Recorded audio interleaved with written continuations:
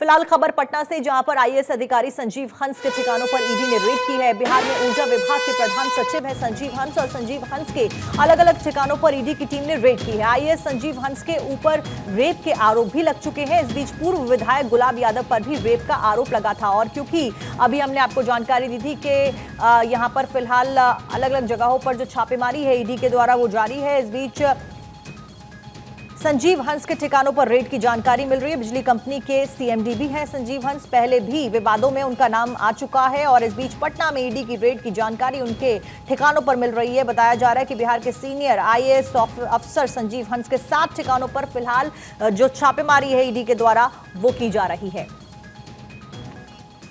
इस बीच खबर जम्मू कश्मीर से, जम्मू कश्मीर के डोडा में मुठभेड़ की खबर सामने आ रही है। उसमें अपडेट ये है कि मुठभेड़ में 4 जवान शहीद हुए। कैप्टन ब्रजेश थापा, नायक डी राजेश हुए शहीद, सिपाही ब्रजेंद्र और सिपाही अजय शहीद हुए। तो देखिए जिस तरीके से जम्मू कश्मीर में आतंकी हमले हो रहे हैं, उस बीच यहां एक और मुठभेड़ होती है, और इस मुठभेड़ में 4 सुरक्षाकर्मी शहीद हो जाते हैं। बेहद दुखद ये खबर। इस पूरे घटनाक्रम के ऊपर लगातार जो सुरक्षा बल हैं वो नजरें बनाए हुए हैं। पुलिस इन्वेस्टिगेट कर रही है। जम्मू कश्मीर के डोडा में आतंकियों के साथ में मुठभेड़ में 4 सुरक्षाकर्मी शहीद हो जाते हैं, और कश्मीर टाइगर्स ने बताया जा रहा है कि इसकी जिम्मेदारी ली है। जो जानकारी मिली है उसके अनुसार जम्मू कश्मीर के डोडा जिले में एक जंगली क्षेत्र में आतंकवादियों के साथ में मुठभेड़ में एक सैन्य अधिकारी समेत 4 सुरक्षाकर्मी शहीद हो जाते हैं। जम्मू कश्मीर के डोडा में यह बड़ी घटना होती है। अब जिले के एक जंगली क्षेत्र में आतंकवादियों के साथ में मुठभेड़ चल रही थी, क्योंकि लगातार जो ऑपरेशन ऑल आउट है वो चलाया जा रहा है आतंकियों की सफाई के लिए। लगातार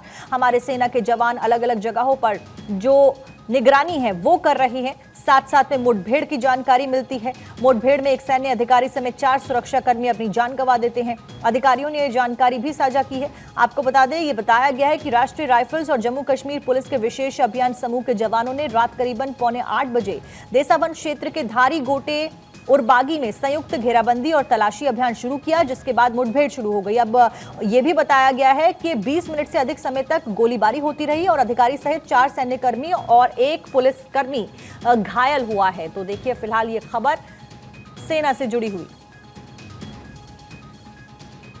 और देखिए भारतीय सेना ने 4 जवानों की शहादत पर दुख जताया है। ये बड़ी अपडेट सामने आई है। सेना ने शहीदों के प्रति गहरी संवेदना व्यक्त की है। शोक संतप्त परिवारों के साथ में खड़े हैं भारतीय सेना के द्वारा, ये कहा गया है। तो ये बड़ी जानकारी आप तक पहुंचा रहे हैं हम। आपको बता दें कि ये सैन्य ऑपरेशन होता है, और इस मुठभेड़ में 4 जवान शहीद हो जाते हैं। फिलहाल सेना के जो जवान शहीद हुए हैं, शोक व्यक्त किया गया है भारतीय सेना के द्वारा। यहां पर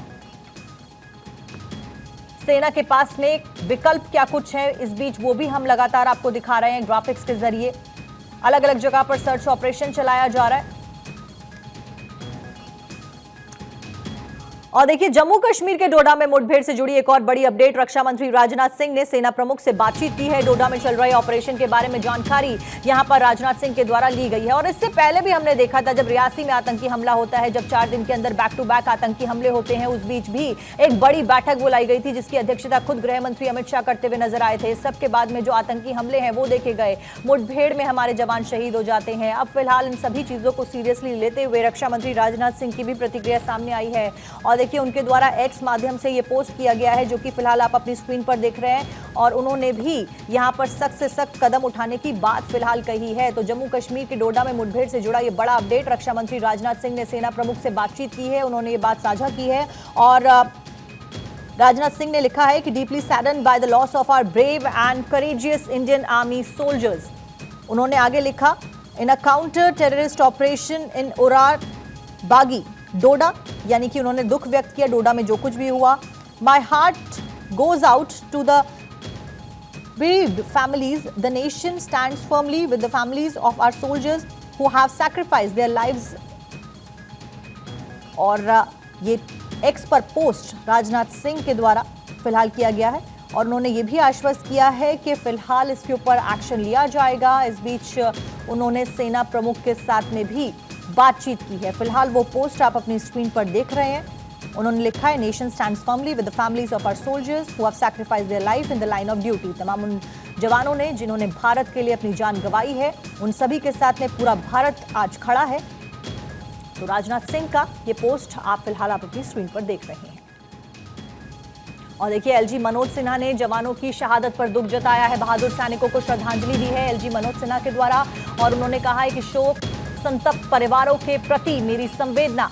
आगे वो लिखते हैं कि हम अपने सैनिकों की शहादत का बदला लेंगे, आतंकवादियों के नापाक मंसूबों को विफल करेंगे।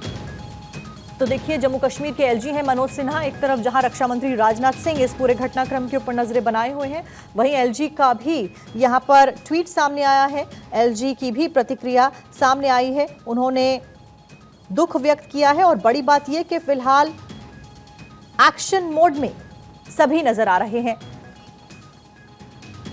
फिलहाल वो एक्स पोस्ट भी आप अपनी स्क्रीन पर देख रहे हैं।